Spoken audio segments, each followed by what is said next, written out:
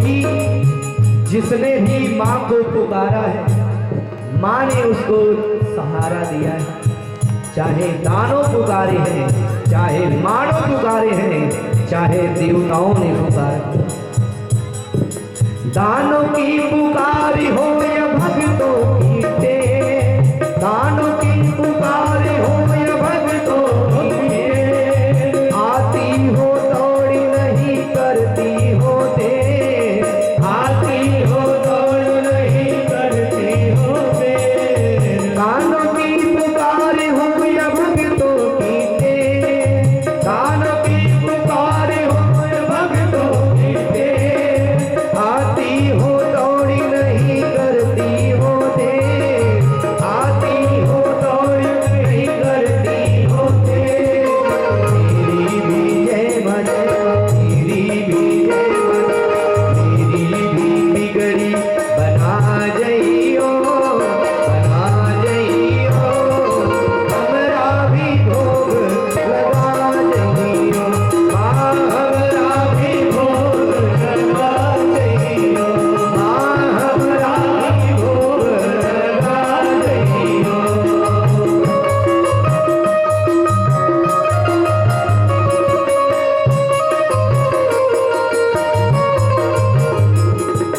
जय हो विंध्यवासिनी मैया की जय हो।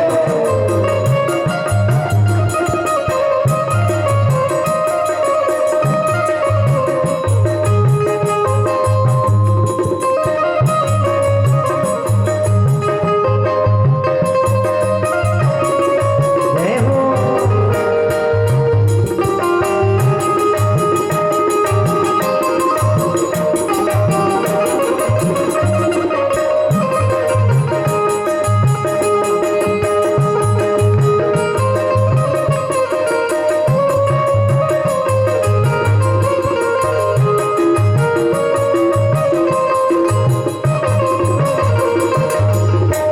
जब माँ की कृपा होती है ना,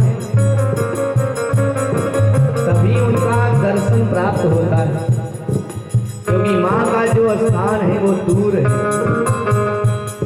माँ की जब कृपा हो जाती है तो दुर्गम से दुर्गम जो रास्ता होता है वो भी सुगम हो जाता है। माना तेरे दर से है घर बड़ी दूर, माना तेरे दर से है घर बड़ी दूर, माना तेरे दर से है घर बड़ी दूर, माना तेरे दर से है घर बड़ी दूर। किंतु विंध्यवासिनी माँ आना जरूर, किंतु विंध्यवासिनी माँ आना जरूर। घनश्याम को जय मां, जय मां, घनश्याम को जय मां, घनश्याम को अपना बना जइयो, बना जइयो, हमरा भी भोग लगा जइयो, माँ हमरा भी भोग लगा जइयो। एक दिन को जय मां, जय मां, एक दिन को जय मां, एक दिन को मेरे घर आ जइयो, आ जइयो, हमरा भी भोग लगा जइयो, हमरा भी भोग लगा जइयो, हमरा भी भोग लगा जइयो, हमरा भी भोग लगा जइयो, हमरा भी भोग लगा जइयो, हमरा भी भोग लगा जइयो। एक दिन तू मेरे घर आ जइयो, हे माँ आ जइयो, हमरा भी भोग लगा जइयो। बोले विंध्यवासिनी मैया की जय। और उसी समय कंस ने पूतना को बुलाया और कहा कि देखो, जाओ 84 कोस ब्रजमंडल के अंतर्गत जितने भी बच्चे पैदा हुए उन बच्चों को जाकर के समाप्त कर दो। और पूतना चली है। कंसेना प्रहिता घोराद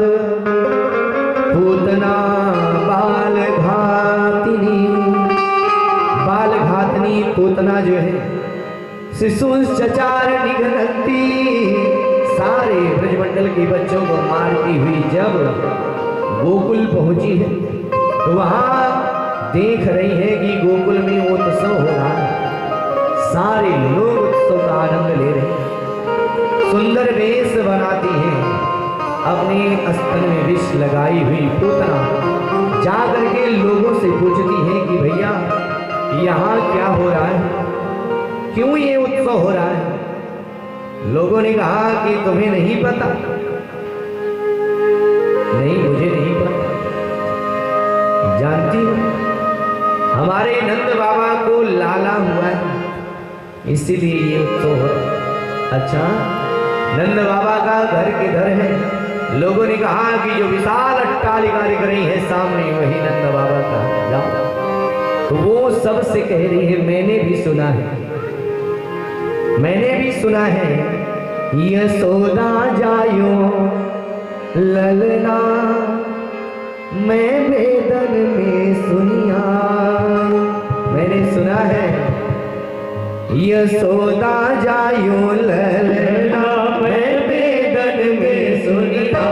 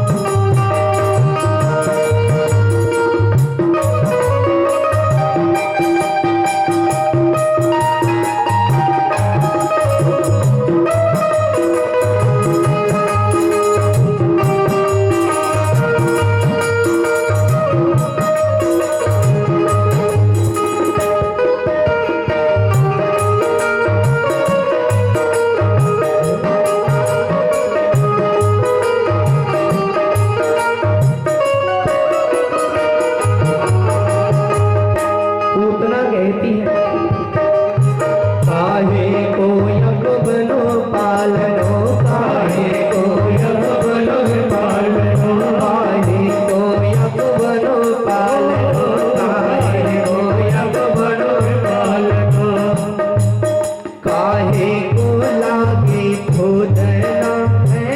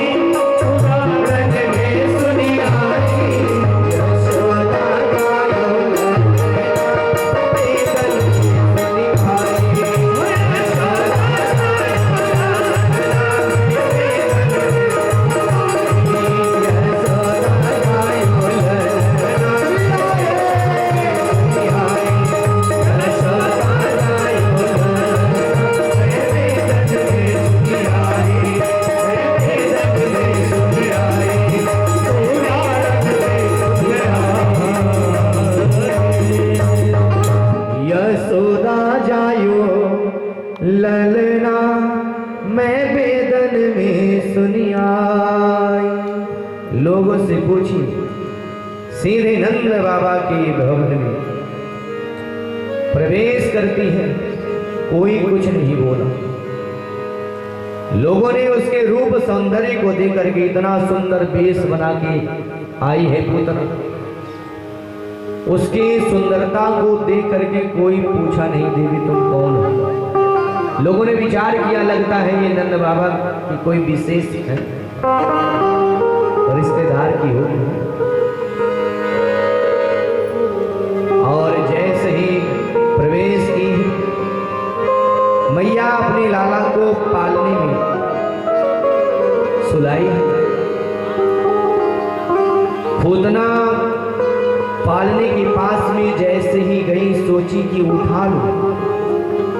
उसी समय भगवान ने आए हुए पूतना को जब देखा तो देख करके अपना नेत्र बंद कर लिया। पूतना को देख करके भगवान ने अपना नेत्र ही बंद कर लिया। यहाँ विद्वानों के अपनी अपनी मत है कि पूतना को देख करके परमात्मा ने नेत्र क्यों बंद किया। कुछ विद्वान कहते हैं कि ये पूतना अविद्या है और भगवान के नेत्रों से ज्ञान निकला हुआ है, और अगर दृष्टिपात करेंगे तो जो कार्य करने के लिए आई है ज्ञान हो जाएगा ना, कार्य अधूरा रह जाएगा। इसीलिए भगवान ने नेत्र बंद कर दिया। कुछ विद्वान कहते हैं ऐसा नहीं,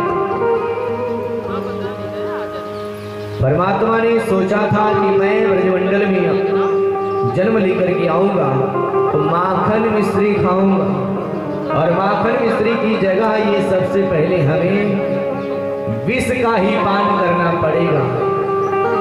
तो सोचने लगे कि विष तो मैं कभी पिया नहीं है, और हमारे आराध्य भगवान भोलेनाथ वो तो विष के अनुभवी है। तो अपने आराध्य का ध्यान करने के लिए भगवान ने नेत्र बंद कर दिए। अलग अलग विद्वानों की अपनी अपनी पूतना उठा लेती है, और इसके बाद लेकर के ओट में गई, अपना स्तनपान कराना प्रारंभ किया। यहाँ परमात्मा ने उसके स्तन का पान जब करना प्रारंभ किए, सबसे पहले भगवान ने विष का पान किया। विष का पान करने के बाद दुग्ध का पान करते हैं, और इसके बाद जब रक्त का पान करने लगे तो पूतना एकदम घबरा गई। अरे लाला छोड़ छोड़। परमात्मा वेग के साथ लागे पियन, कृष्ण करी जोरा लागी करन, मचावत सोरा। छोड़ लाला छोड़। लाला ने कहा कि मासी, हमारी मैया ने पकड़ना सिखाया है, छोड़ना नहीं। अगर भगवान जीव को छोड़ दें तो कहीं का नहीं है। एक ब्रज के रसिक संत ने कहा कि पूतना, वैसे अगर भूत लग जाए, भूत तो ओझा सुखा को बुलाओ, झाड़ा लगवा दो, दूर हो जाता है। लेकिन नंद का पूत जिसको लग जाता है ना, तो वो झाड़ने से भी नहीं है। अरे भूत लगे तो झरे पैझरे, भूत लगे तो झरे पैझरे, नंद पूत लगे तो झरे नहीं झारे। पूतना कहती है छोड़ छोड़। सामुंच मुंचालिमिति प्रभासिणी, निस्पीजे माना खिल जीव मर मरे। छोड़ छोड़। और उसी समय भगवान ने उसके प्राण का भी पान कर जाते हैं। वास्तविक रूप में वो धड़ाम से गिरती है, समाप्त। यहाँ तक वर्णन है कि उसका जो मृत शरीर था वो 6 कोस का था, विशाल शरीर। आसपास के जितने भी वृक्ष इत्यादि थे सब खंड खंड चूर चूर हो जाता। जब उसके गिरने की आवाज मैया यशोदा सुनी है, एकदम घबरा गई, अपने लाला को ढूंढने लगी। पालने में लाला नहीं मिला। घबरा गई, अरे मेरा लाला कहाँ गया। जैसे ही बाहर निकली देख रही विशाल राक्षसी पड़ी है और उसके ऊपर लाला। देख करके मैया यशोदा अपने लाला को गोद में ले लेती हैं और लेकर के आई हैं और इसके बाद गाय की पूंछ से झाड़ा करवाती हैं, पंचगव्य से स्नान करवाती हैं, ब्राह्मणों को बुलवाया, सस्तिवाचन करवाया और खूब दान दिया है। यहाँ सारे लोगों ने लाला को आशीर्वाद दिया, मैया क्यों घबरा रही है, अरे तेरा लाला ऐसा है, हम लोगों का आशीर्वाद है कि आपका लाला चिरंजीवी हो। सारे लोग मिलकर के लाला को आशीर्वाद दे रहे हैं। जुग जुग जीवेरी यशोदा मैया तेरो ललना। क्यों घबरा रही मैया? जुग जुग जीवेरी यशोदा मैया तेरो ललना। जुग जुग जीवेरी यशोदा मैया तेरो ललना। हाँ तेरो ललना मैया तेरो ललना। तेरो ललना मैया तेरो ललना। जुग जुग जीवेरी यशोदा मैया तेरो ललना। जुग जुग जीवेरी यशोदा मैया तेरो ललना।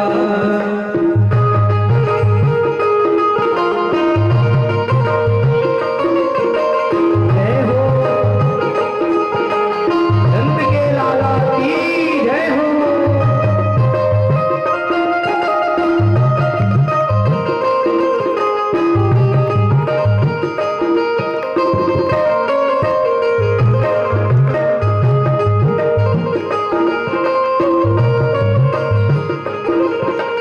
बड़ भागिन तू मातु यशोदा ऐसे सुत तेने जायो। बड़ भागिन तू मातु यशोदा ऐसे सुत तेने जायो। बड़ भागिन तू मातु यशोदा ऐसे सुत तेने जायो। बड़ भागिन तू मातु यशोदा ऐसे सुत तेने जायो। पूरन ब्रह्म जगत के स्वामी, पूरन ब्रह्म जगत के स्वामी, मैंने गोद खिलायो ताको डाल दियो पलना तेरो ललना। ताको डाल दियो पलना तेरो ललना। जुग जुग जीवेरी यशोदा मैया तेरो ललना। जुग जुग जीवेरी यशोदा मैया तेरो ललना।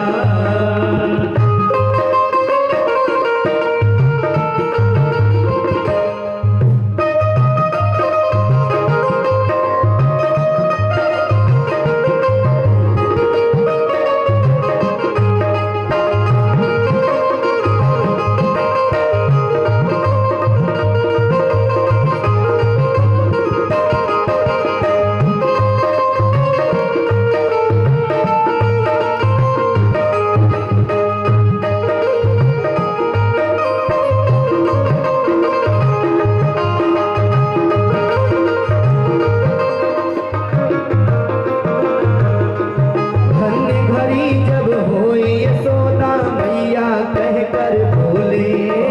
धन्य घड़ी जब होई यशोदा मैया कह कर बोले। धन्य घड़ी जब होई यशोदा मैया कह कर बोले। धन्य घड़ी जब होई यशोदा मैया कह कर बोले। नूपुर बांधी को चरणन में, नूपुर बांधी को घुटमन बोले। पकड़े बाबा की अधूरिया तेरो ललना। पकड़े बाबा की अधूरिया तेरो ललना। हे तेरो ललना मैया तेरो ललना। ओ तेरो ललना मैया तेरो ललना। जुग जुग जीवेरी यशोदा मैया तेरो ललना। जुग जुग जीवेरी यशोदा मैया तेरो ललना। जुग जुग जीवेरी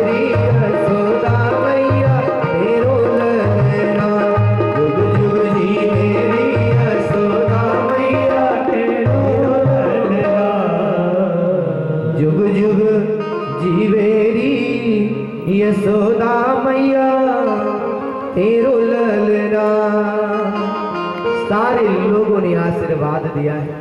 परीक्षित ने पूछा कि हे प्रभु सुखदेव जी से कि गुरुदेव ये पूतना कौन थी जो भगवान को इस तरह से मारने के लिए आई है?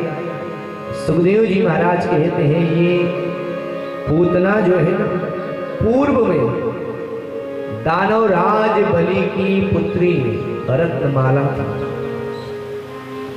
क्योंकि जब भगवान वामन रूप धारण करके गए तो रत्नमाला ने देखा, एकदम मोहित हो गई। सुंदर स्वरूप को देख करके एकदम मोहित हो जाती है और कहती है कि अगर ये हमारा लाला होता तो मैं इसे दूध पिलाता, गोद भी खिलाता। वामन भगवान ने कहा ये तो नहीं हो सकता, मैं सबका बेटा थोड़ी बनूंगा। और जब 3 पग में सब कुछ ले लिए,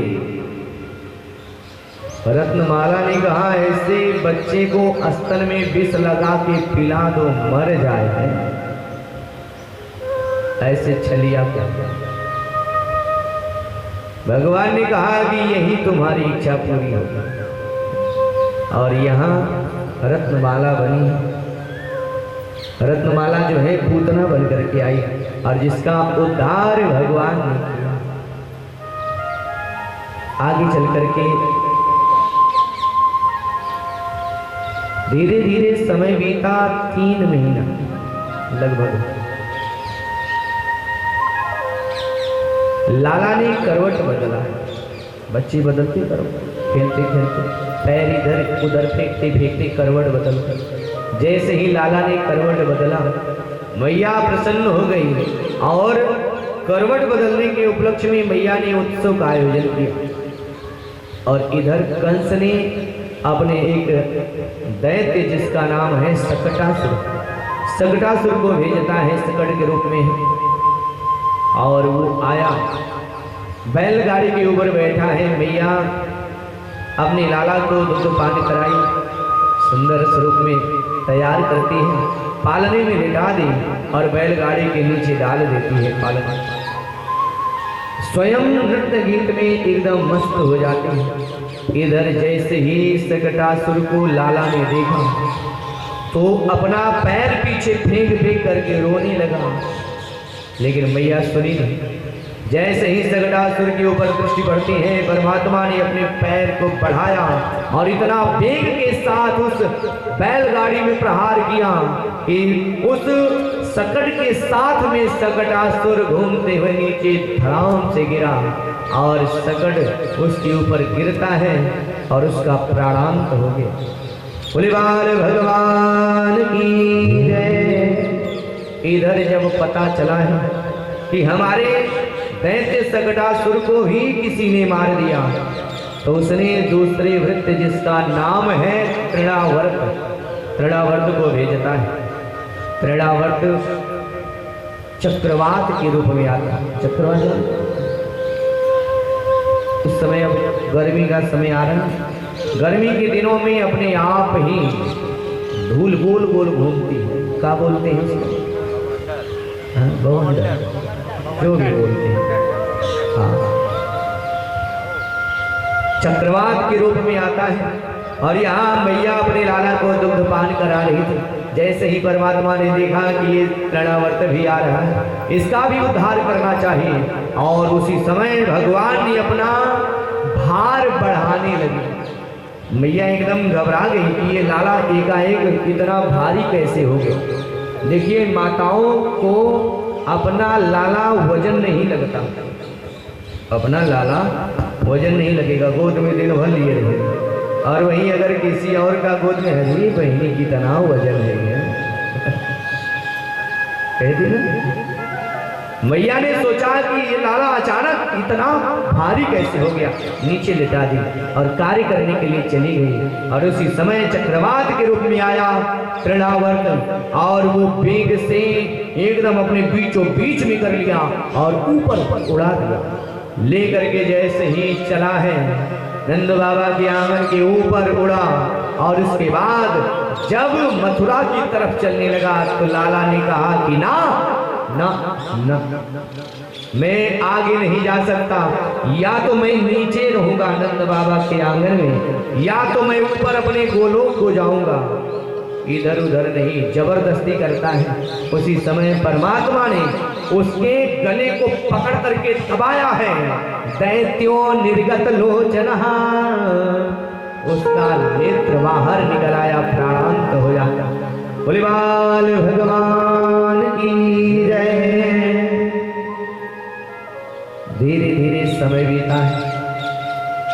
इधर एक दिन भगवान भोलेनाथ ने भी विचार किया कि हमारे आराध्य गोकुल में आए, तो चलो चल करके दर्शन कराऊं। भगवान भोलेनाथ सुंदर जोगी का वेश बनाए, योगी वेश धारण किया, और इसके बाद आ करके अलख जगाते हैं। जैसे ही नंद बाबा के भवन के पास में आए, भोलेनाथ ने अलख जगाया, मैया अलख निरंजन। मैया सुनी, बाहर आई, देखी दरवाजे पर योगी प्रणाम करते, और इसके बाद गई अंदर में न्यौछावर लेकर के आती है, रत्नों से भरी हुई टोकरी लेकर के आई, बाबा को भेंट करने लगी। भगवान भोलेनाथ ने कहा, मैया मैं ये कंकड़ पत्थर लेने नहीं आया हूं। मैया ने कहा कि बाबा पहले देखो तो क्या है ये हीरा जवाहर मोती पन्ना इत्यादि है। अरे महाराज ले लो, कम हो तो और ले आऊं। भोलेनाथ ने कहा,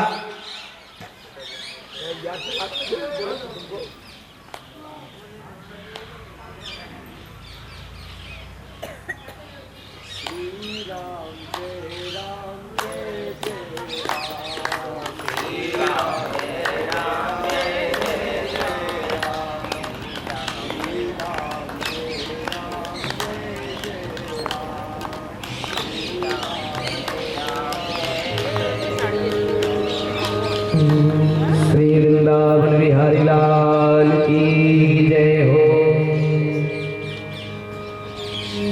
मैया यशोदा ने कहा कि बाबा अगर ये उपहार कम है ना तो और ले लो। भगवान भोलेनाथ ने कहा कि मैया मैं ये कंकड़ पत्थर लेने नहीं, मैं लाला का दर्शन करने आया हूँ। माँ मुझे लाला का दर्शन करा दो। मैया ने कहा कि अरे बाबा आपको देखने के बाद हमें डर लग रहा है, और कहीं हमारा लाला देख लिया तो क्या हो, डर गया तो क्या होगा। बाबा आपको लेना है नहीं तो जाओ। भगवान भोलेनाथ ने कहा कि मैया जानती हूँ बहुत दूर से आया हूँ, कैलाश से तपस्या करके आ रहा हूँ, करा दे मैया। मैया ने मना कर दिया, नहीं कराऊंगा। भोलेनाथ ने कहा कि मैं योगी हूं और आपको योगी का हट नहीं मानूं। मैया ने कहा कि मैं नारी हूं और नारी का हट आप भी नहीं जानते। मैं भी कह रही हूं बाबा मैं दिखाऊंगी नहीं, कुछ भी हो जाए। भगवान भोलेनाथ ने कहा कि मैया अभी भी समय है, मान जा। मैया ने कहा क्या करोगे, जो करना हो कर दो। और भोलेनाथ तांडव नर्तन करना शुरू कर देते। मैया ने कहा बाबा चाहे नाचो चाहे गाओ, कुछ नहीं होने वाला। भोलेनाथ एकदम मजबूर हो, कहते हैं कि हे परमात्मा मैं आपके दर्शन के लिए कितना दूर से आया, मैया दर्शन नहीं करा रही। हे प्रभु हमारी भी प्रतिज्ञा है, जब तक मैं आपका दर्शन नहीं कर लूँगा तब तक मैं वापस नहीं जाऊँगा। भगवान भोलेनाथ गलियों में घूम घूम करके कह रहे, भोला भंडारी आया, मोहन तेरी गली में। हे प्रभु आपके गली में घूम रहा लेकिन माँ दर्शन नहीं करा रही। सुंदर भाव है, आइए। मोहन तेरी गली बाबा तेरी गली में, भोला भंडारी मोहन तेरी गली,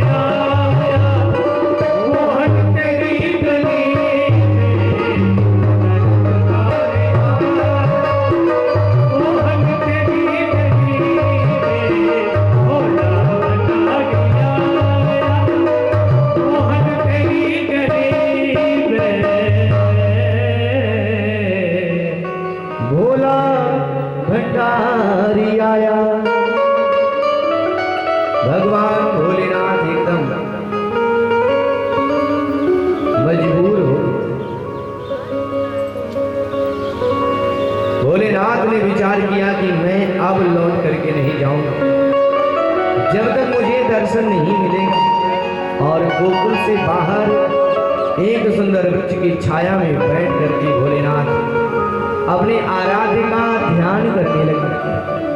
और जैसे ही ध्यान करना प्रारंभ करते हैं भोलेनाथ, उसी समय इधर लाला रोने लगा। भोलेनाथ ध्यान शुरू किए और इधर लाला रोना शुरू कर दिया। मैया बार बार अपने लाला को शांत कर रही है कि लाला शांत हो, सो जा लाला, सो जा। जब बच्चे रोते हैं, ज्यादा रोते हैं, तो मैया लोग एकदम घबरा जाते हैं और सोचती हैं कि कैसे भी करके इसको सुला दे। मैया दूध पिला रही है, दूध भी नहीं लाला पी रहा, न कुछ खा रहा है, केवल रो रहा। मैया यशोदा एकदम घबरा गई। उसी समय लाला के रोने की आवाज जब रोहिणी मैया सुनी तो आकर के कहती है कि दीदी क्या हुआ, ये लाला क्यों रो रहा है। यशोदा मैया ने कहा कि पता नहीं क्या हो गया, मैं अपने लाला को बार बार सुलाने का प्रयास कर रही हूँ लेकिन सो नहीं रहा। जब लाला सोता नहीं है तो मैया लोग सुलाने के लिए बहुत उपाय ढूंढते हैं, बहुत तरह से सोचते हैं कि क्या क्या करूं। यहाँ तक लोरी सुनाएंगे, लोरी सुनाती है ना, लोरी जानते हैं आप लोग भी गाते हैं। मैया लाला को लोरी सुना रही है, लाला सो जा, सो जा। सुनेंगे लोरी? हाँ, नहीं तो सो जाएंगे तो दिक्कत हो जाएगी। केवल एक स्पर्श करेंगे बस। मैया लोरी सुना रही है, आप लोगों को शायद मालूम होगा ये कि जैसे रोजे आवेलू तू टेर सुन के, लाला सो जा। जैसे रोजे आवेलू तू टेर सुन के, अयो रे नींदिया नींदर बन से। जैसे रोजे आवेलू तू टेर सुन के, अयो रे नींदिया नींदर बन से।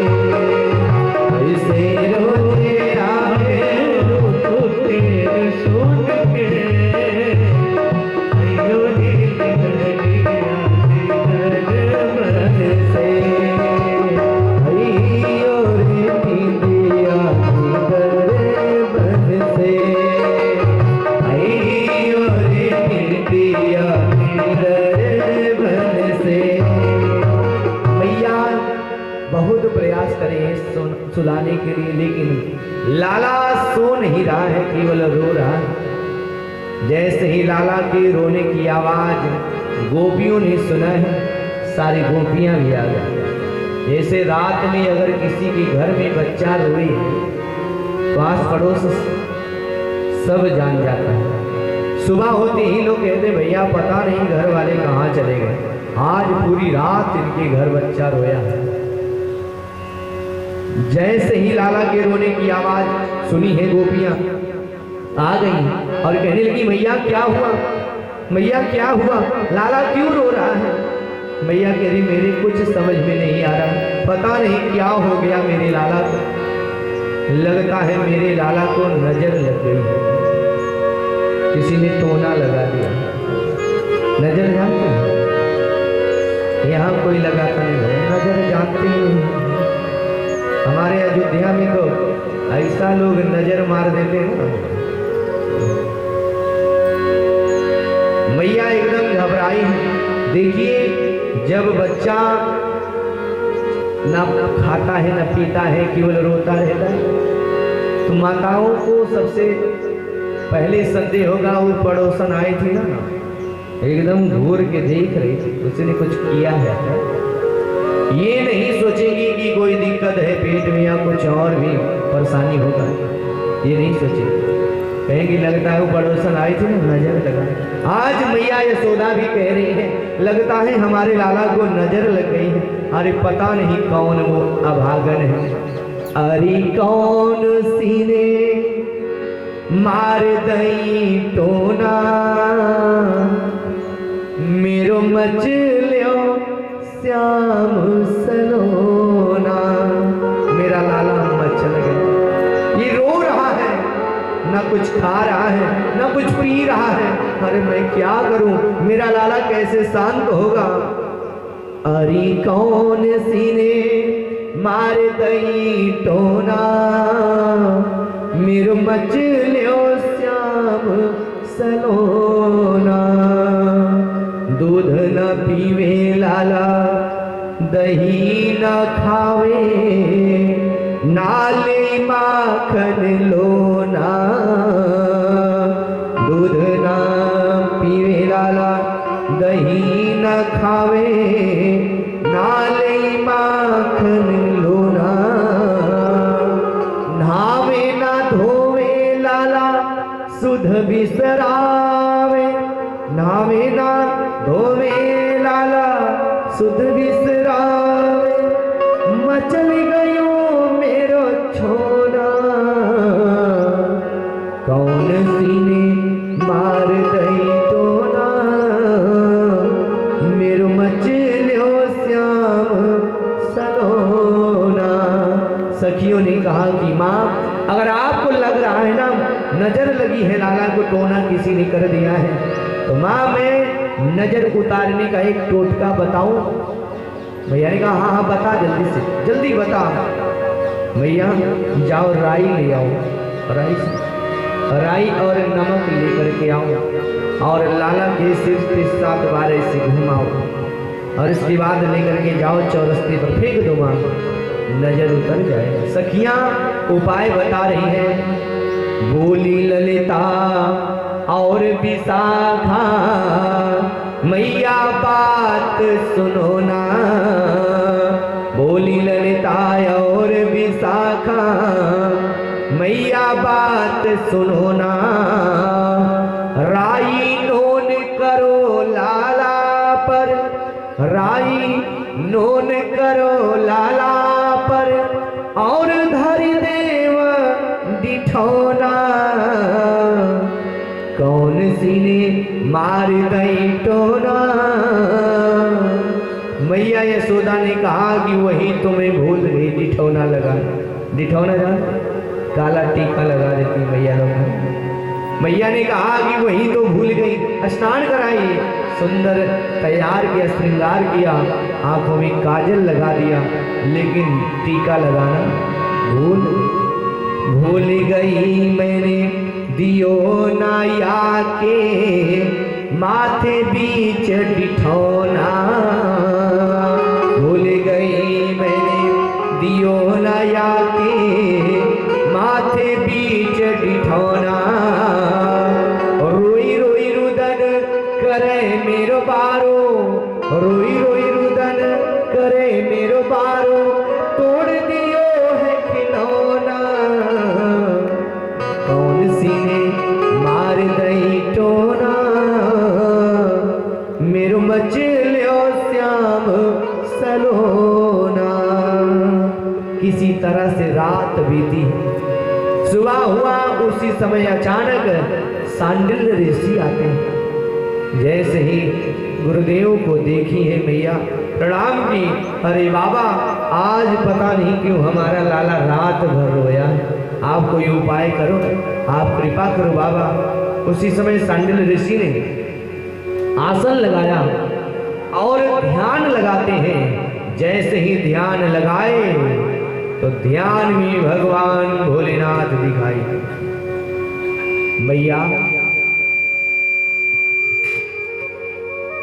मैया ये बता,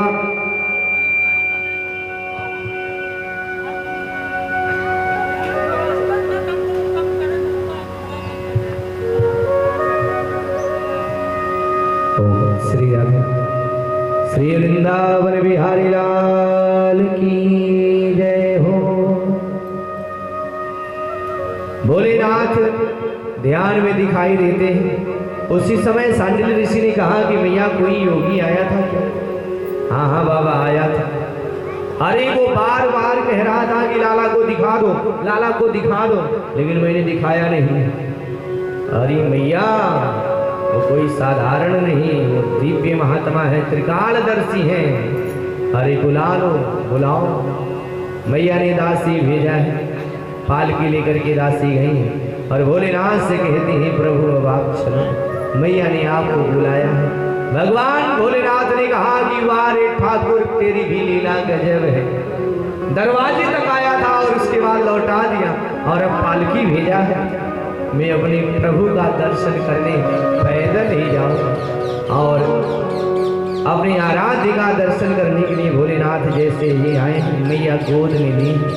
जैसे ही आज विश्वनाथ ने जगन्नाथ को देखा, जगन्नाथ ने विश्वनाथ, आज सर्वेश्वर ने भूतेश्वर को जब देखा है, दोनों की आंखें चार।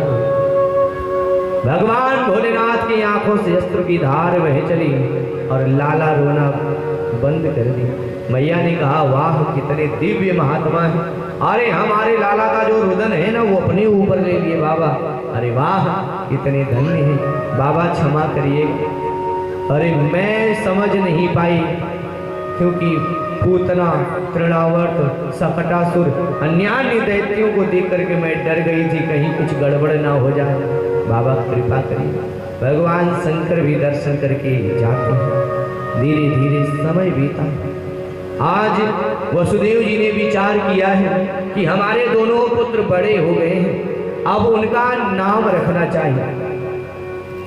वसुदेव जी ने अपने कुल पुरोहित गर्गाचार्य जी को बुलाया और कहा कि प्रभु आप यहाँ से नंद बाबा के यहाँ जाओ और जा करके हमारे दोनों पुत्रों का नाम रख दो। गर्गा पुरोहितो राजन यदूनां सुमहातप ब्रजम जगाम नंदस्य वसुदेव प्रचोदिता। वसुदेव जी के द्वारा भेजे हुए गर्गाचार्य जी जब नंद बाबा के यहाँ आए, नंद बाबा ने देखा कि जो यदु वंशियों के जो आचार्य हैं गर्गाचार्य जी आए हैं, दंडवत प्रणाम किए, अर्घपाद आसन देते हैं, हाथ जोड़ करके निवेदन करते हैं कि बाबा मैं चाहता हूं कि हमारे यहाँ दो पुत्र हुए, आप उन दोनों का नाम रख दो। गर्गाचार्य ने कहा कि नंद अगर मैं नाम रखूंगा तो लोग कहेंगे कि ये वसुदेव के पुत्र हैं, कंस को पता चल जाएगा। अभी सोच लो। नंद बाबा ने कहा कि सबके सामने मत रखो, गौशाला में चल करके गुप्त रूप में रख दो।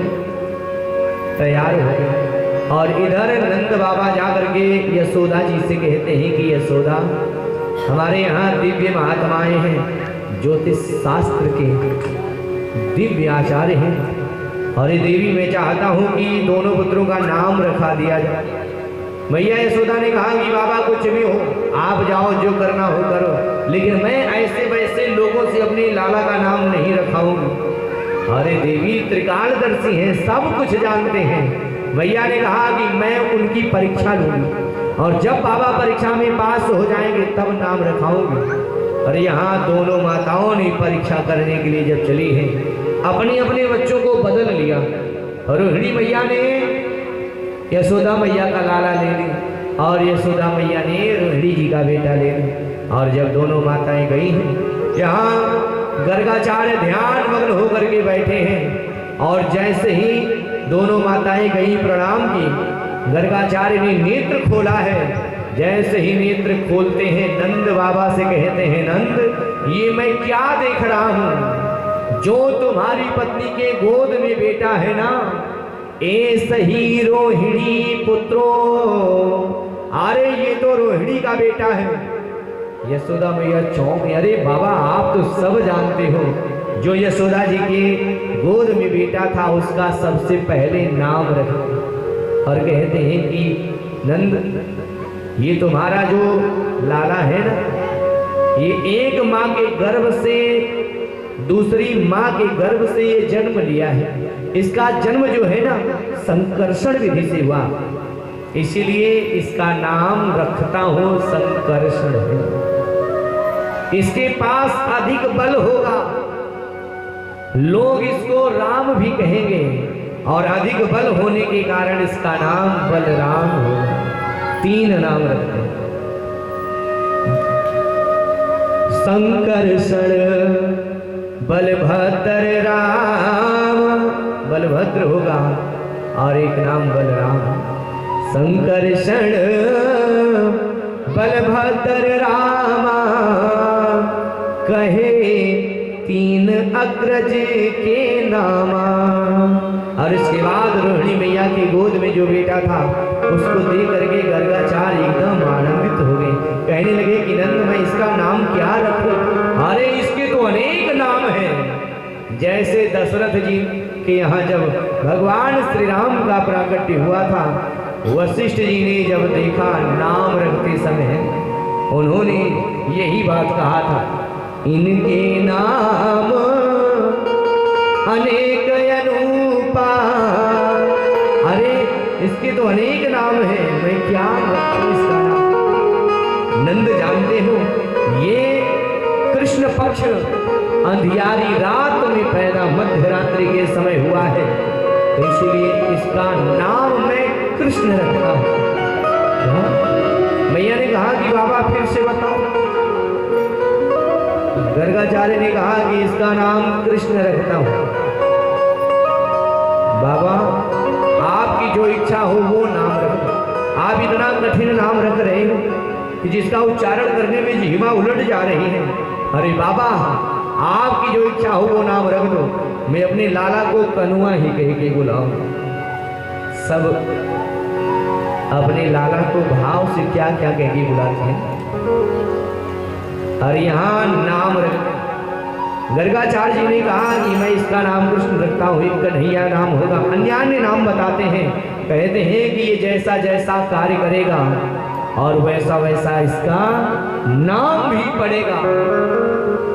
वासुदेव और कृष्ण कन्हाई, इनके नाम अपर यदुराई।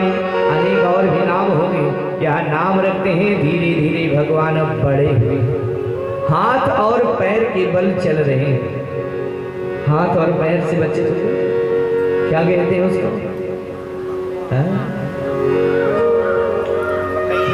बकैया। जान पान स्थिति में परमात्मा चल रहे हैं। कालेन ब्रजल्पेना गोकुले राम के सब, जानुभ्याम सह पाणिभ्याम, पैर और हाथ, जानुभ्याम सह पाणिभ्याम, रिंगमाणो ब्रज ऋतु। भगवान जानपान स्थिति में चल रहे हैं, और उसी समय लाला ने आकाश में पूर्ण चंद्रमा देखा। देख करके मैया के पास में जा करके मैया का आंचल पकड़ के, मैया मैया देख लाला क्या दिखा रहा है। मैया मैं बोलूंगा क्या है? अरे लाला वो चंद्रमा है, खिलौना नहीं। लाला ने कहा कि मुझे वही चाहिए, चंद्र खिलौना चाहिए। अगर मुझे चंद्र खिलौना नहीं मिलेगा तो मैं तुझसे बात नहीं करूँ। यहाँ हट कर बैठा। लाला हट कर बैठता है और कहता है, माँ मुझे चंद्र खिलौना चाहिए, चाहिए माँ, नहीं तो मैं दूध नहीं पीऊंगा, तुम्हारी गोद में नहीं आऊंगा, मैं धरती पर लेट जाऊंगा। माँ मुझे चंद्र खिलौना चाहिए। मैया से बार बार कन्हैया कह रहा है। सूरदास जी का सुंदर भाव है, मैया मैं तो चंद्र खिलौना लई हो, मैया मैं तो चंद्र खिलौना लई हो, मैया मैं तो चंद्र खिलौना लई हो, मैया मैं तो चंद्र खिलौना लई हो, मैया मैं तो चंद्र खिलौना लई हो।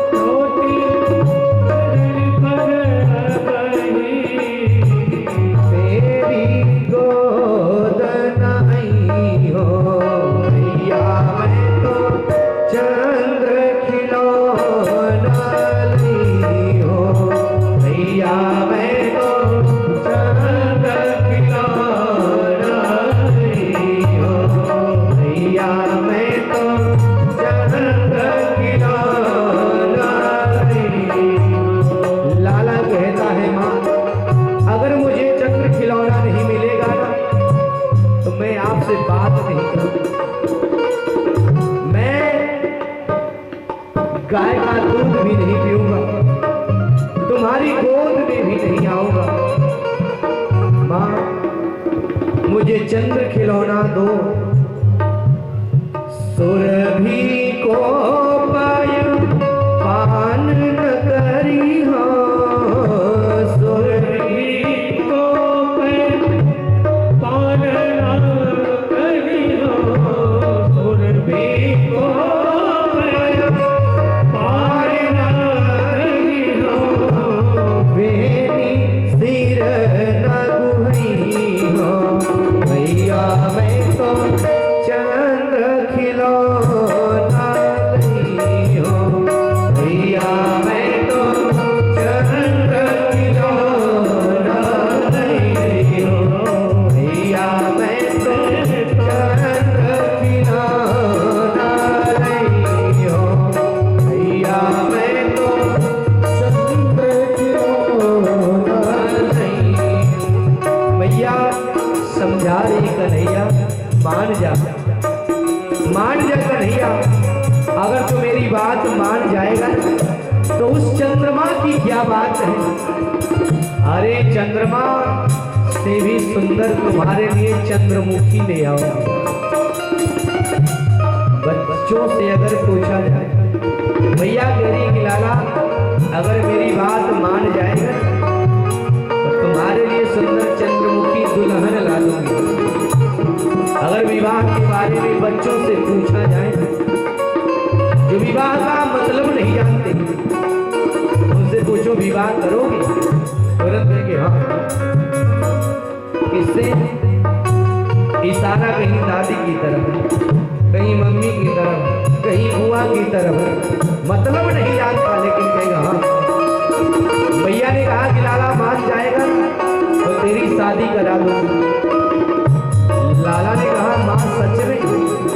हाँ हाँ।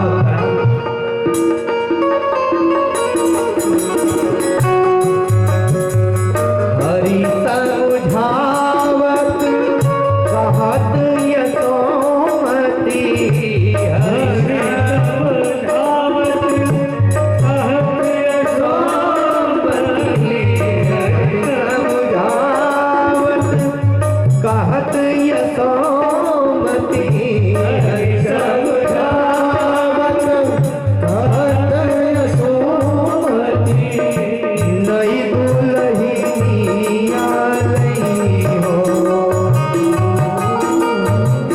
लाला को यहाँ मौका मिलेगा, भैया सच में लाओगे दुल्हन? हाँ हाँ ला दूंगी। लाला तू किसी को दिखा नहीं। लाला ने यहाँ कहा कि माँ अगर दुल्हन लाना है ना तो वृषभान दुल्हानी को दुल्हन बना के ले आओ।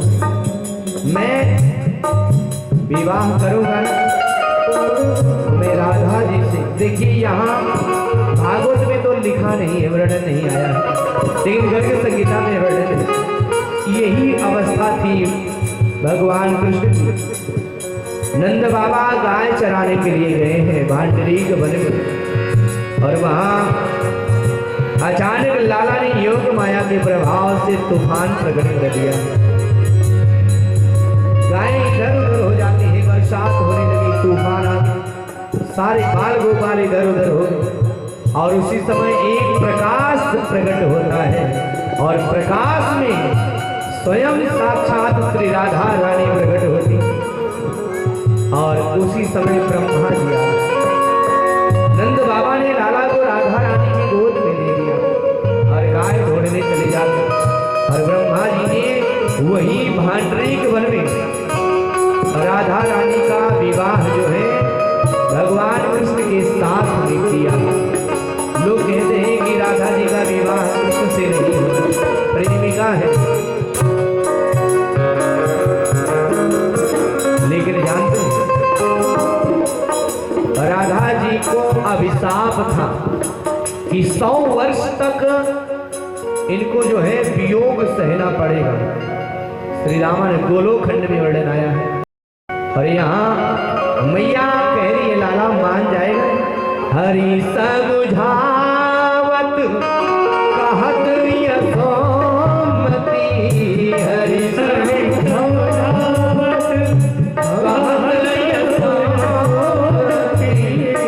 नई दुल्हनिया गई हो। लाला ने कहा माँ शादी कराओ। हाँ हाँ करा दो तो माँ करा दो ना। इससे लाला कहता है राधिका गोरी से राधिका गोरी से बिरज की छोरी से मैया हे माँ करा दो। मैया ने कहा कि लाला तो इतना छोटा है और तुम्हारी सोच कितनी खोटी है।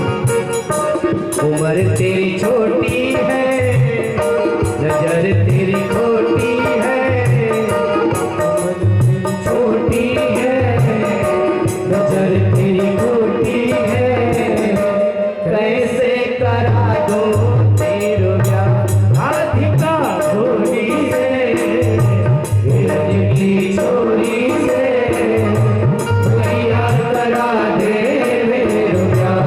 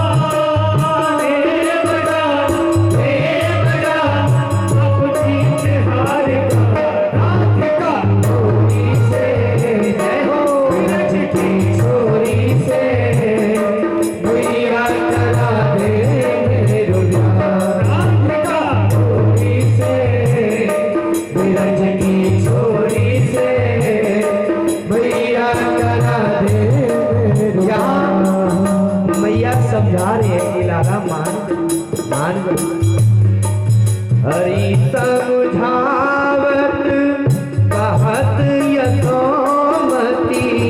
हरि समझावत कहत यशोमती नई दुल्हनिया गई हो। भैया मैं तो चरण किराना लई हो।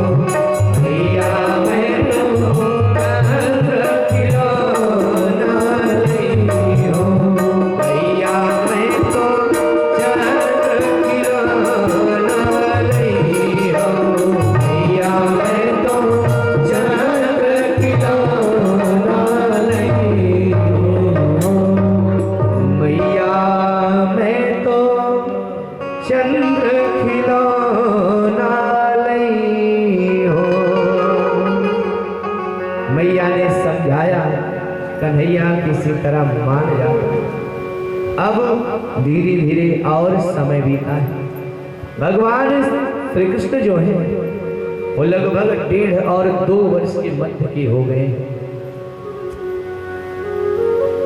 नंद बाबा के द्वार पर भगवान श्री कृष्ण बलराम भैया के साथ में जैसे ही खेलने के लिए बाहर आए, छोटे छोटे बाल गोपालों ने जब देखा है तो सारे बाल गोपाल आकर के मिल गए। बच्चों को देख करके लाला ने कहा कि देखो आज हम लोग खेल खेलेंगे और खेल खेल में हम लोग अपने अपने लिए घर बनाएंगे। जब दीपावली का अवसर आता है तो बच्चे अपने अपने लिए छोटा छोटा घर बनाते हैं। बचपन में जब छोटे रहे होंगे और उसमें दिया जलाते हैं। सभी बच्चे अपने अपने लिए घर बना रहे, घर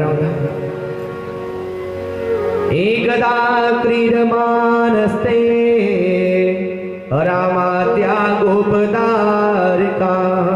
भगवान खेल खेल रहे हैं, घर बना रहे हैं, सारे बच्चे अपने अपने लिए घर बना रहे हैं।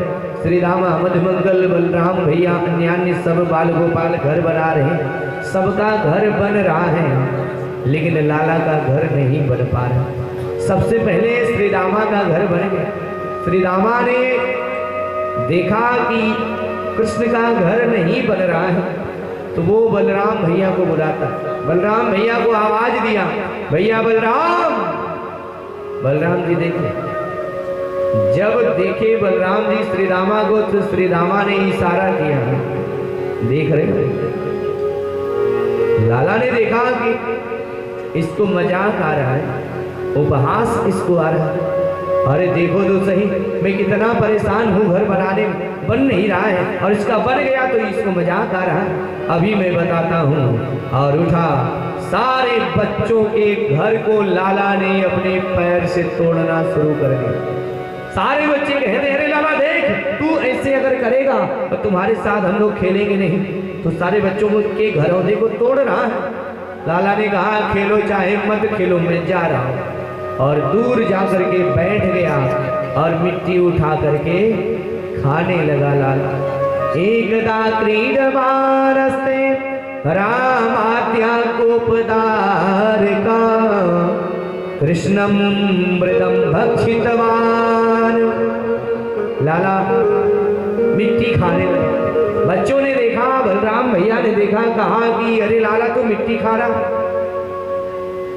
कन्हैया कहता है कि मैं मिट्टी खा रहा हूं तो तुमसे क्या मतलब, मेरा मुंह जो मन करे वो खाऊं मैं, तुमसे क्या मतलब। तो बिगड़ गया है, आप चल मैया से बताता। सारे बच्चे जाकर के कहते हैं, मैया मैया तेरे लाला ने, माँ आज कन्हैया ने खेल खेल में मिट्टी उठा करके खाने लगा। अरे माँ चलो समझाओ, वो बिगड़ रहा है, बात नहीं सुनता। सारे बच्चे कहते हैं, तेरे लाला ने माटी खाई, यशोदा सुन माई। माँ मिट्टी खाया है कन्हैया, छोटो सो माटी को ढेलो। भैया एक छोटा सा मिट्टी का ढेला उठाया, छोटो सो माटी को ढेलो।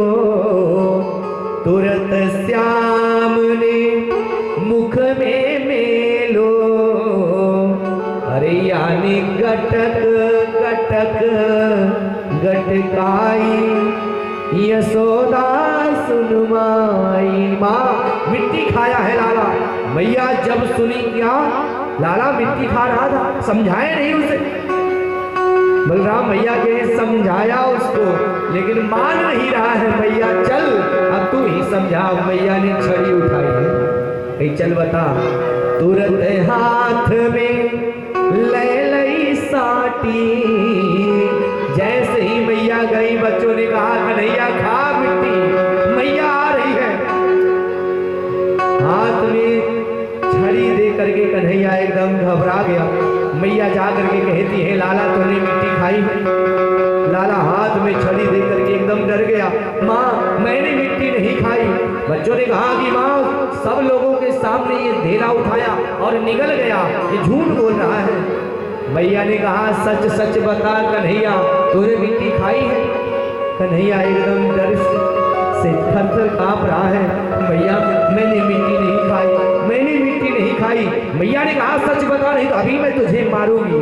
कन्हैया डर गया और कहता है, माँ मुझे मत मारना, मत मारना मैया, मैंने मिट्टी नहीं खाई। अगर विश्वास नहीं है माँ, तो मैं सौगंध खा करके कहती हूँ, मैं कसम खा के कह रहा हूँ माँ कि मैंने मिट्टी नहीं खाई। माँ मुझे मत मारना। एकदम डर करके कन्हैया कह रहा है। देखिए आज जो पूर्ण ब्रह्म परमात्मा है, जिसके भृकुटी टेढ़ा कर लेने के बाद काल भी थर थर कांपता है, आज वो मैया के हाथ में छड़ी दे करके कैसे कांप रहा है और कह रहा है कि माँ मैंने मिट्टी नहीं खाई, मुझे मत मारना, मारे जनी मैया, माँ मत मारना, मारे जनी मैया, बचन भरवाइले, मारे जनी मैया, माँ मुझे मत मारना, मैं वचन देता हूँ, कसम खा के कह रहा हूँ माँ मैंने मिट्टी नहीं खाई। बलराम जी ने कहा माँ देख रही हो मेरे ही सामने मिट्टी खाया और कह रहा है कि मिट्टी नहीं खाया, मैंने कसम खा रहा है, ये झूठी सौगंध खा रहा है। कन्हैया कहता है माँ लोग अपने बात को सिद्ध करने के लिए गंगा की कसम खाते हैं, लोग कहते हैं कि मैं गंगा उठा के कह रहा हूँ मैंने ये नहीं किया हूँ, लोग सही मानते हैं।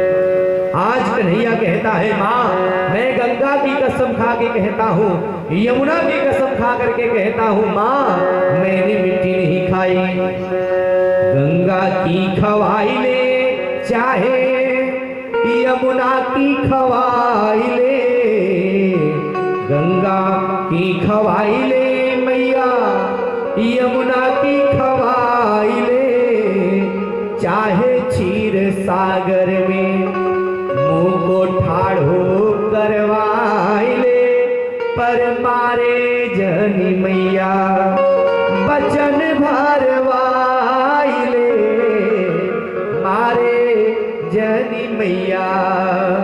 कन्हैया कहता है माँ अगर अभी भी विश्वास नहीं है तो मैं आपकी कसम खा के कहता हूँ, नंद बाबा की कसम खा के कहता हूँ, यहाँ तक मैं बलराम भैया के सिर पे हाथ रख के कहता हूँ माँ मैंने मिट्टी नहीं खाई। बलराम जी ने कहा ना भैया मेरे सिर पे हाथ मत रखवाना, अरे ये मेरे ही सामने मिट्टी खाया।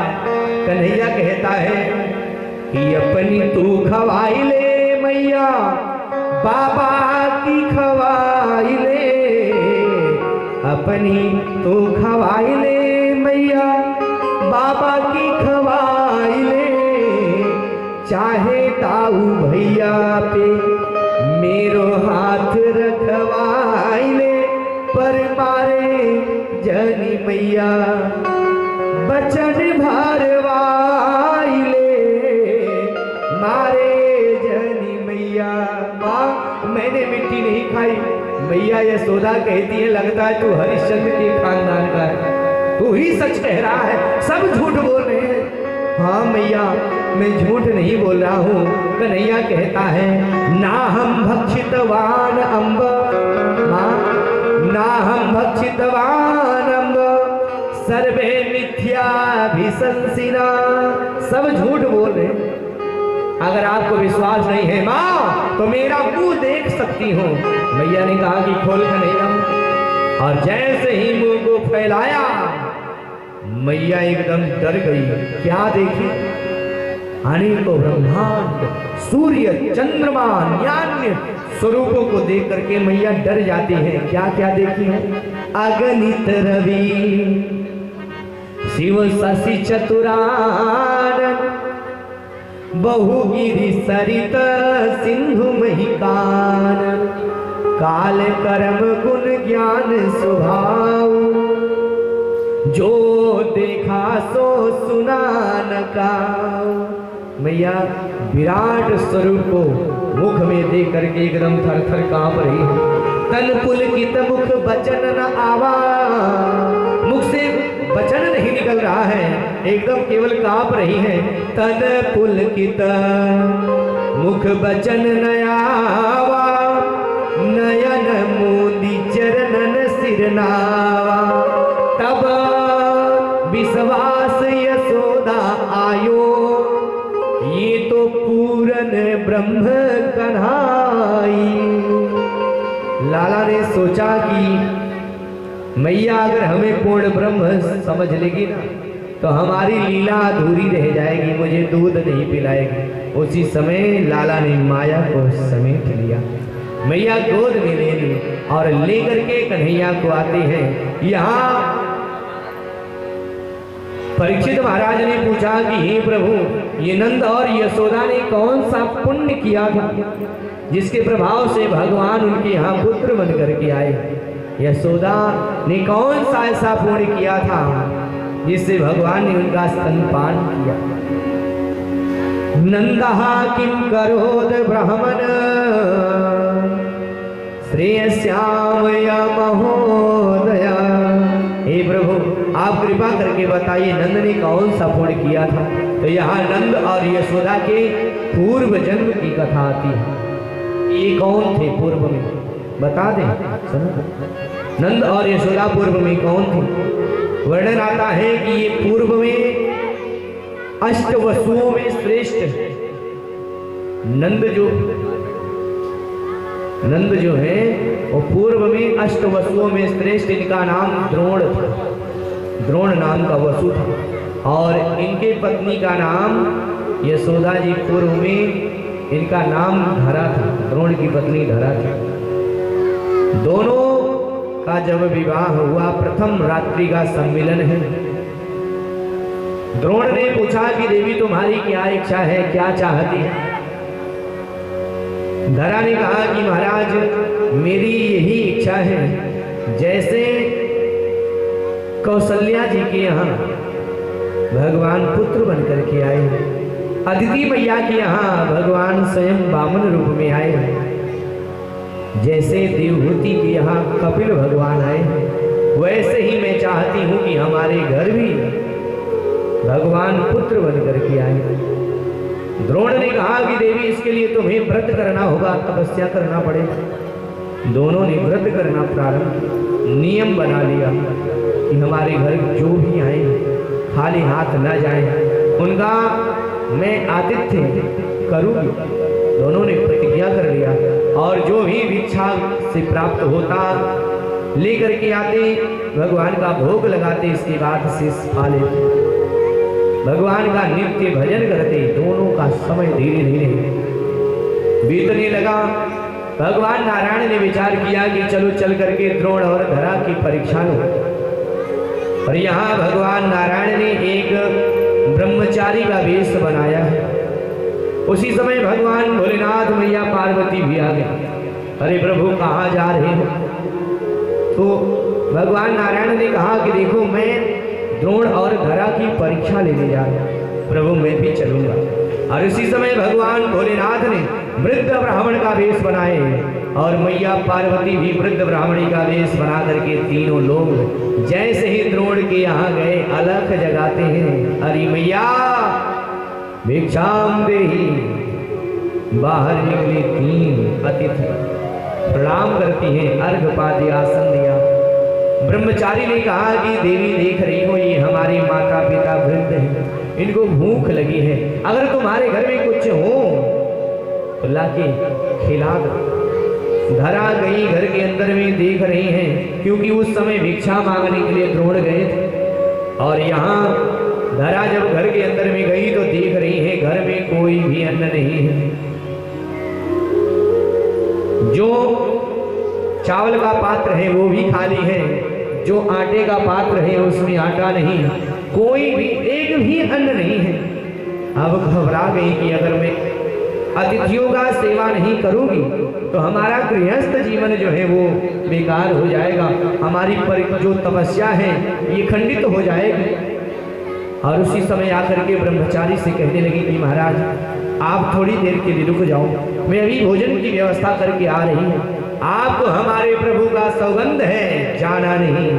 और इधर जब गई है तो बगल में एक दुकान थी, सेठ का बेटा बैठा हुआ था दुकान पर, नौजवान बेटा बैठा था।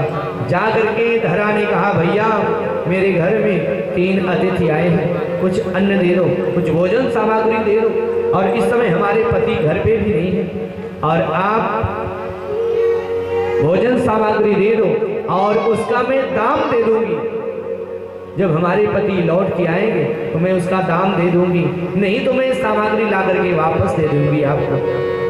उस सेठ का बेटा, दुकानदार का बेटा जो है वो भोजन सामग्री व्यवस्थित किया, पैक किया और इसके बाद दिया हाथ लेकर के जब चलने लगी धरा तो उस दुकानदार के बेटे ने कहा कि देवी मैंने तो दे दिया, अरे इसके बदले में तुम भी तो कुछ दो। धरा ने कहा कि भैया हमारे पास कुछ नहीं है, कुछ नहीं बता दिया जब हमारे पतिदेव आ जाएंगे ना तो मैं आपको इसका दाम चुका दूंगी देकर। लेकिन वो नीच था, दुष्ट था। वो कहने लगा ये थोड़ी होता है, मैंने तो दे दिया, बिना दिए तो जा रही हूँ। अरे कुछ नहीं है, नहीं भैया कुछ नहीं है। तो वो नीच था, उसकी बुद्धि दूषित थी। वो धरा के आंचल की तरफ इशारा करके कहता है ये दोनों मुझे दे दो। और जैसे ही सुनी पातिव्रत धर्म का पालन करने वाली स्त्री, एकदम क्रोध आ गया। मूर्ख, बगल में एक गणासा था, अपने स्थल को काट करके मुख पर फेंक दी। ले, मांस के लोथड़ों से तुझे प्रेम है। और भोजन सामग्री उठाई, लेकर के वहां से चली है। बहुत रक्त बह चुका था, गिर जाती है, मूर्छित हो गई। कुछ देर के बाद जब चैतन्य हुई है, याद आया अतिथि आए हैं, दौड़ पड़ती है, सामान को लेकर के दौड़ती दौड़ती जैसे ही अपने घर के पास आई, प्रवेश करना चाहिए, दोबारा मूर्छित होकर के धड़ाम से गिर गई। ब्रह्मचारी ने देखा, गोद में उठा लिया और जैसे ही स्पर्श किया है तेज आ गया,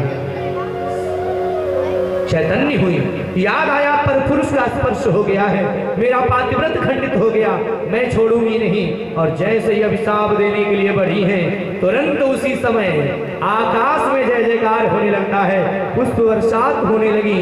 ब्रह्मचारी का वेश छोड़ करके भगवान चतुर्भुज रूप में प्रकट हो गए। वृद्ध ब्राह्मण का वेश छोड़ करके भोलेनाथ प्रकट हो जाते हैं। वृद्ध ब्राह्मणी का रूप छोड़ करके मैया पार्वती प्रकट हो गई, जय जयकार होने लगा। और यहाँ ब्रह्मचारी बने हुए भगवान ने कहा कि मैया तूने हमारे लिए अपने स्तन को कटवा दिया है, तो माँ मैं प्रतिज्ञा करता हूँ, वचन देता हूँ, मैं पैदा कहीं और होऊंगा, लेकिन दूध पीने के लिए मैं आपके यहाँ आऊँगा, वही पैदा हुए देवकी के यहाँ, और दूध पान करने के लिए यशोदा के यहाँ।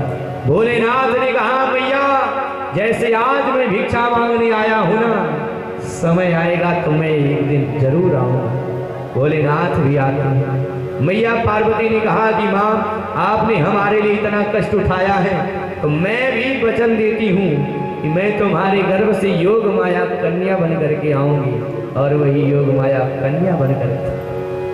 भगवान कहते हैं कि हमें भक्तों की जो भाव भरी भक्ति है ना, वो बहुत प्रिय है, क्योंकि मैं सामग्री का नहीं, मैं तो भाव का भूखा हूँ। क्योंकि आप जब बाजार जाते हैं ना तो वहाँ पूछते हैं सामान लेने के लिए, भैया भाव क्या है, पूछते ही नहीं, भाव नहीं पूछते, पूछते हैं जब जिसका कोई अर्थ नहीं है, ऐसी जो सामग्री है बिना भाव के नहीं मिलती है, तो क्या हमारा परमात्मा उस सामग्री से सस्ता है? वो भी भाव से, क्योंकि भगवान कहते हैं कि मैं भाव का भूखा हूँ, भाव का भूखा हूँ मैं, बस भाव केवल सार है, भाव से मुझको पुकारे तो भव से बेड़ा पार है। भगवान कहते हैं कि हमें भक्तों की जो भाव भरी भक्ति है वो बहुत प्रिय है। मैं भाव से प्रसन्न होता हूँ।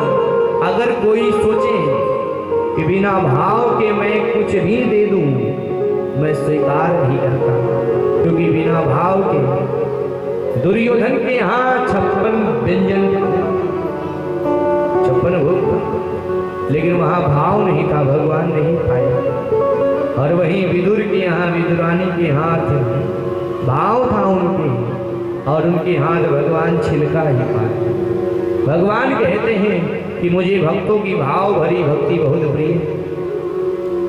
मेरे ही में गई है समाय, हे समाय भगतन की भाव भरी भक्ति, मेरे ही में गई है समाय, हे समाय भगतन की भाव भरी भक्ति, मेरे ही में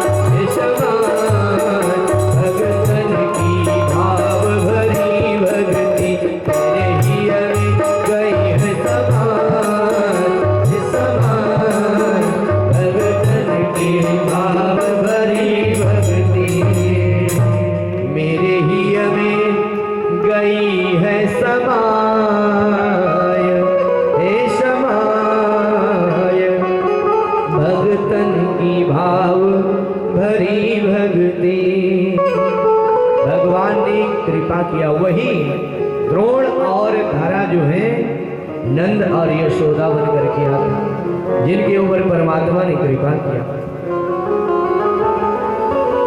धीरे धीरे समय बीता। एक दिन भगवान श्री कृष्ण ने देखा मधुमंगल को, तो मधुमंगल एकदम दुबला पतला था। उसको देख करके भगवान कृष्ण ने कहा कि लाला ये बता, तेरे घर में कुछ खाने को नहीं मिलता क्या?